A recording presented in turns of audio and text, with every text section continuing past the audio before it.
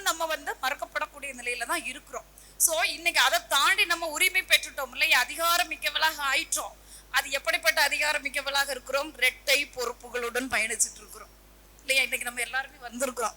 நான் பல இடத்துல சொல்லுவேன், இந்த போராட்டங்களுக்கு போறது, சங்க வேலையா போனாலும் சரி, கல்லூரி பணியாக இருந்தாலும் கிளம்பும் போது ஒரு 6 மணி 7 மணி நைட்டு லேட் ஆயிரும். இப்ப சொல்லும் ஜென்ஸுக்கு என்ன கவலை, பிரச்சனையே இல்லை. கொஞ்சம் நாங்க சங்கத்துல இருக்கிறதுனால ஆண் தோழர்களுடன் அதிகமாக பழகக்கூடிய வாய்ப்பு, சென்று வரக்கூடிய வாய்ப்புகள் இருக்கு.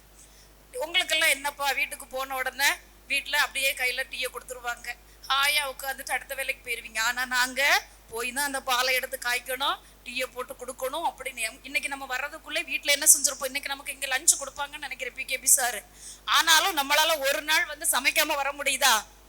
எத்தனை பேர் சமைக்காம வந்திருப்போம்? முடியாது. நம்ம வீட்டுல இருக்கிறவங்களுக்கு காலையிலேயே எந்திரிச்சு எப்பயும் போல இன்னைக்கு கூட எனக்கு பிரபாகரன் சார் கூப்பிட்டாரு, மேடம் இன்னைக்கு நாங்க ஒரு மீட்டிங் வச்சிருக்கிறோம், ஒரு வாழ்த்துறைக்கு.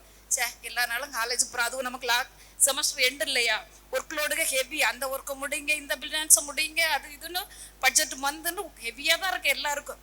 ஒரு நாள் லீவு கொஞ்சம் அதிகமா தூங்கி ரெஸ்ட் எடுக்கிறதுக்கும் வழி இல்லாம போயிருச்சு. சரி ரைட்டு சார், ரைட்டு வரையும் அப்படின்ட்டு அதுக்கு நம்ம முன்கூட்டியே எந்திரிச்சு வீட்டுல வேலையெல்லாம் செஞ்சு வச்சுட்டு வர்றோம்.